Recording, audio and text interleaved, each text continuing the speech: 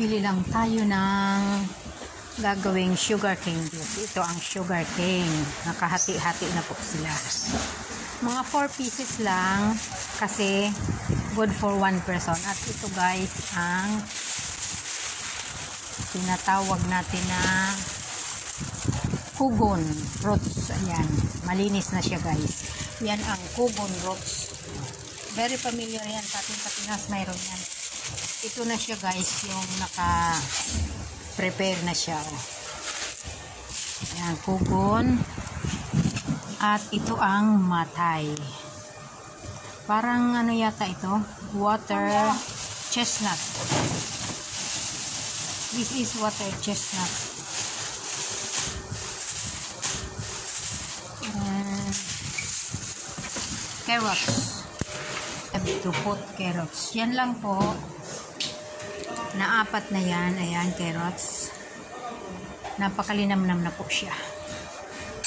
Okay? Okay guys, good morning. Today magluluto po ako ng sugar cane juice. Ito po yung cut sugar cane juice but I still have to cut. Aalisin ko po yung mga joints. Ayan, kasi matigas. Wala naman siyang juice. Aalisin ko na lang po. So, ganyan na siya guys. Wala na siyang mga joints na matigas. At hihiwain ko na rin siya. At ito na po guys. Nahiwa na siya at pupukpukin ko po ito ng isa-isa. Yung ma-deform lang siya guys. Para mamaya pag pinakulo siya, talagang ma-extract yung juice na manamis-namis. Okay? Ito po pala guys ang mga kasama niya. Ito po yung parang kugon roots. Nakalimutan ko kung anong tawag sa Chinese. At yan po, roots ay carrots. Roots. Carrots po siya. At ito ang tinatawag na matay. Color gray black po siya. Nasasamid na po ako. Crop din po siya. Ayan. Yan po ang pinagsama-sama. Kapag enough na po yung lasa, no need na magdagdag ng sugar. Pakukuluan lang po siya ng almost 1 hour. Ayan guys, dapat na pipisa yung ano niya o ganyan. Para yung juice niya mamaya, ma-extract talaga. So, ito na po.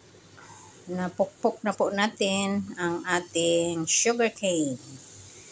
And this process po, ma-extract talaga yung kanyang lasa. Yung iba kasi hindi pinupukpok, sayang naman yung lasa na hindi makukuha. So, ayan na siya guys. Pagsama-samahin na natin. Ayan. Pakuluan lang po. 1 hour. Or mamaya po, i-check na rin lang natin yung lasa at yung dami ng tubig na matitira. Kasi dapat mga at least 2 times siya inumin. At depende po sa dami ng iinom ang yung bibilhin ng mga ingredients. Okay? So, ayan na po ang juice. Sugar cane juice.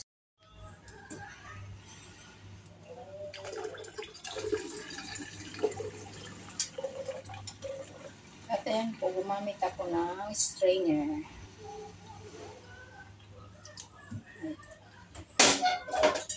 Para hindi na makasabay yung mga small particles. So, ayun na po ang ating sugar cane juice.